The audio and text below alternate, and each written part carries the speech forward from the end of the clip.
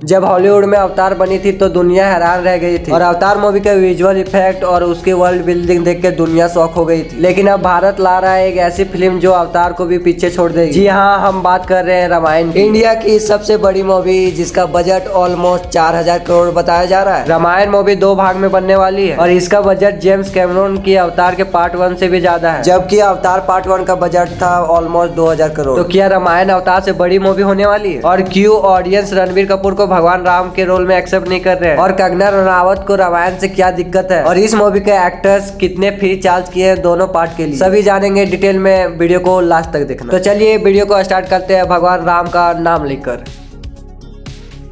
रामायण एक ऐसी मूवी है जो इंडिया के सबसे बड़ी मूवी होने वाली है और ये कहना गलत नहीं होगा कि ये मूवी इंडियन सिनेमा में बेंचमार्क सेट करके जाएगी। और रामायण मूवी का फर्स्ट पार्ट का शूटिंग कंप्लीट हो चुका है एंड अब VFX एंड CGI का काम चल रहा है इसमें, और पार्ट 2 का शूटिंग स्टार्ट हो गया है। और रामायण के पार्ट 1 शूटिंग कंप्लीट होते ही मेकर्स यूट्यूब पे एक इंट्रोडक्शन वीडियो रिलीज करते हैं, जिसे देख के मैं यही कहना चाहता हूँ कि ये हॉलीवुड को टक्कर देने वाली मूवी है। इंडिया में शायद ही ऐसी मूवी बनी होगी, बट ये मूवी को बनने में बहुत दिक्कतें आई है। ऐसे ही हॉलीवुड लेवल मूवी नहीं बन गई है जब नितेश तिवारी ने रामायण के लिए परफेक्ट कास्टिंग ढूंढ रहे थे, और इसकी परफेक्ट कास्टिंग ढूंढने में ही 2 से 3 साल लग गए। और भगवान राम के लिए रणबीर कपूर फर्स्ट चॉइस ही नहीं थे, फर्स्ट चॉइस थे महेश बाबू। और महेश बाबू ये कहकर रिजेक्ट कर दिए कि मैं राजा मौली के साथ अगली मूवी में काम कर रहा हूँ। फिर ये रोल जाता है रणबीर कपूर के पास एंड वो कहानी सुनकर हाँ कर देते हैं, और नितेश तिवारी और नवीन मल्होत्रा का हाँ होता है डिसीजन में, और फाइनली रणबीर कपूर भगवान राम के रोल में कास्ट हो जाते हैं। और ऐसे ही रावण का रोल ऋतिक रोशन को मिला था, और ऋतिक रोशन ने ये कहकर रावण का रोल रिजेक्ट कर दिया कि मुझे ऑडियंस ये रोल में पसंद ही नहीं करेगी। और इसका जीता जागता सबूत है ऋतिक रोशन का विक्रम वेधा। ये मूवी में भी ऋतिक रोशन नेगेटिव रोल किया था बट ऑडियंस इसे पसंद ही नहीं की, एंड इसी कारण ऋतिक रोशन रावण के रोल को रिजेक्ट कर देते हैं। और ऋतिक रोशन ने ये फैसला लेके सही किया क्योंकि जो भगवान राम जैसा दिखता है वो रावण का रोल कैसे करेगा। और फिर यश ने रावण के रोल के लिए हाँ कह दिया, बट परफेक्ट कास्टिंग के लिए ही 2-3 साल लग गए। और फिर होती ये मूवी का अनाउंसमेंट, और ये मूवी का अनाउंसमेंट होते ही कंट्रोवर्सी शुरू हो जाती है। और ये मूवी का कंट्रोवर्सी शुरू करती है कंगना रनावत, जो कंट्रोवर्सी का क्यून एक्टर है। और ये कंट्रोवर्सी कंगना रनावत इसलिए शुरू करती है क्योंकि उसको रामायण का कास्टिंग पसंद नहीं आया था। कंगना रनावत का ये कहना था कि भगवान राम के रोल में रणबीर कपूर शूट ही नहीं करते, क्योंकि रणबीर कपूर ने बहुत पुराने इंटरव्यू में कहा था कि मैं बीफ लवर हूँ।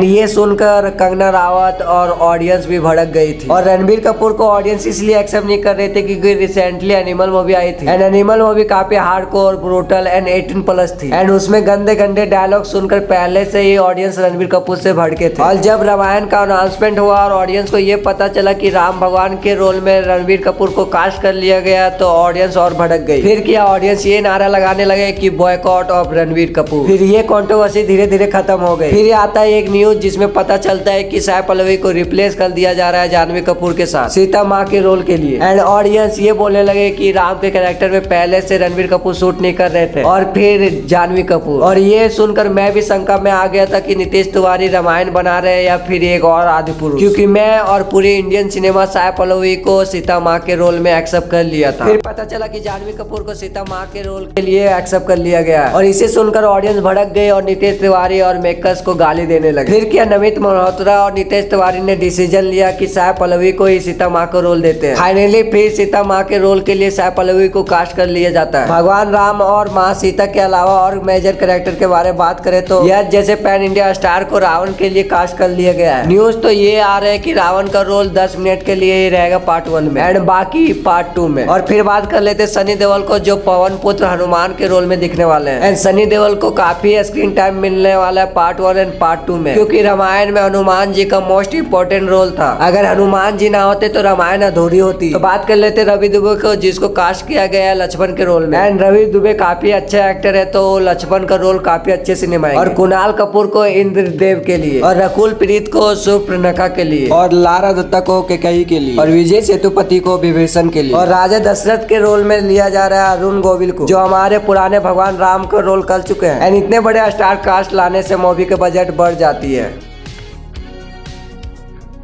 जहाँ पहले एक्सपेक्ट लगाया जा रहा था कि 1600 करोड़ में पूरी पार्ट 1 और पार्ट 2 बन जाएगी, बट नहीं, 4000 करोड़ ये मूवी को लगने वाले हैं पूरी होने में। और अगर 400 करोड़ को डॉलर में कन्वर्ट किया जाए तो 500 मिलियन डॉलर बनती है। एंड तुम्हारे नॉलेज के लिए बता दूं कि पूरी दुनिया का biggest movie Avenger end game का बजट 350 से 400 मिलियन डॉलर था। एंड तुम सोच ही सकते हो एक इंडियन मूवी के लिए $500 बजट कितना बड़ा होता है। अगर तुम्हें $500 कम लग रहे तो तुम्हें एक और एग्जाम्पल देता हूँ। अवतार पार्ट 1 जैसे 2 मूवी बन सकते हैं $500 में, और ड्यून पार्ट 1 जैसे मूवी 3 बन जाएंगे $500 में। इतना बजट रामायण मूवी में कहाँ लग रहा है, चलिए जानते हैं।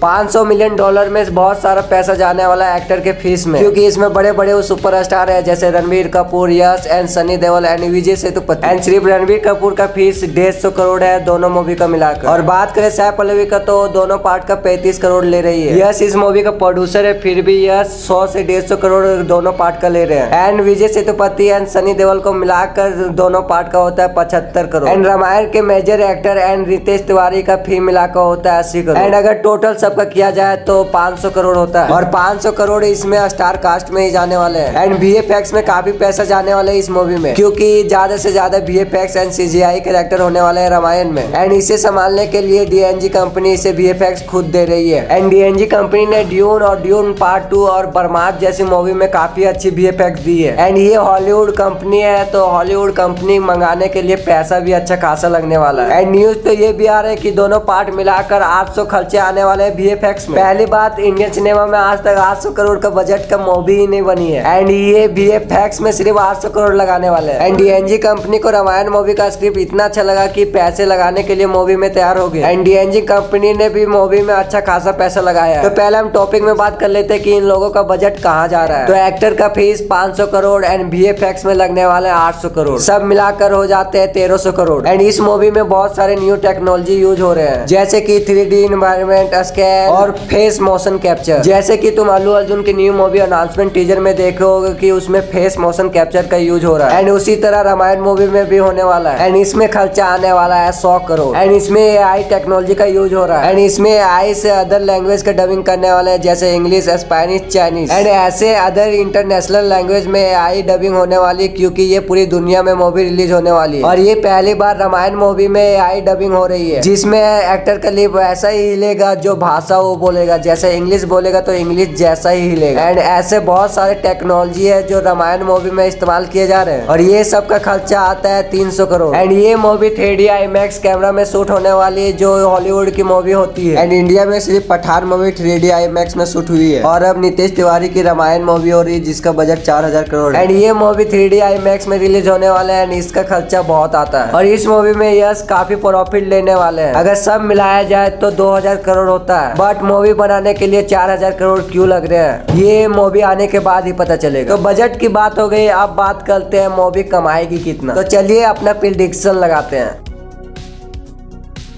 तो पहले रामायण पार्ट 1 का प्रेडिक्शन लगाते हैं। तो रामायण हिंदी बेल्ट में 1000 करोड़ से भी ऊपर कर सकती है, क्योंकि पुष्पा 2 800 करोड़ कुछ करती है, तो रामायण 1000 करोड़ से ऊपर ही कर सकती है। एंड तेलुगु लैंग्वेज की बात कर लेते तो वहाँ से 200 से 250 करोड़ निकाल सकती है मूवी, और तमिल से 100 से 150 करोड़। एंड ये कन्नड़ा से भी 100 से 150 करोड़ ही कर सकती है। एंड मलयालम में 50 से 75 करोड़। एंड टोटल इंडियन एड 1500 से 1600 करोड़ कमाएगी। एंड इसे इंडियन ग्रॉस में कन्वर्ट किया जाए तो ऑलमोस्ट 2000 करोड़ होता है। एंड अगर ओवरसीज में सपोर्ट अच्छा मिला तो 700 करोड़ ओवरसीज से ही कर लेगी, क्योंकि जवान और पठान मूवी ओवरसीज से 400 करोड़ निकाल सकते, तो रामायण आराम से 700 करोड़ कर सकती है। एंड अगर इंडिया ग्रॉस और ओवरसीज को मिलाते हैं तो ये मिलाकर 2700 करोड़ होता है। एंड अगर 2700 करोड़ कमाती है पार्ट 1, तो पक्का पार्ट 2 4000 से 5000 करोड़ कमाएगी। एंड ये इंडिया की सबसे बड़ी मूवी बन जाएगी और एक बेंचमार्क बॉक्स ऑफिस में सेट करके जाएगी। तो क्या ये अवतार मूवी से बड़ी है? तो बजट में तो बड़ी है, बट बॉक्स ऑफिस में उतना नहीं कर पाएगी जितना अवतार ने किया था, क्योंकि अवतार मूवी ने वर्ल्ड वाइड बॉक्स ऑफिस में 2.9 बिलियन ऑलमोस्ट कमाया था। एंड अगर रामायण का दोनों पार्ट भी मिला दिया जाए तो 1 बिलियन भी नहीं कमा पाएगी। मेरा ओपिनियन ये है कि रामायण मूवी बॉक्स ऑफिस में बहुत कमाने वाली है, पर अवतार इतना नहीं। इंडिया में रामायण जैसे बड़े बड़े मूवी बनने लगे हैं, जैसे क्रिस 4। एंड अगर क्रिस 4 को डिटेल में जानना है एंड अगर पता करना है कि क्रिस 4 से ऋतिक रोशन का कमबैक होगा कि नहीं, तो आप लेफ्ट वाली वीडियो जाकर देख सकते हो।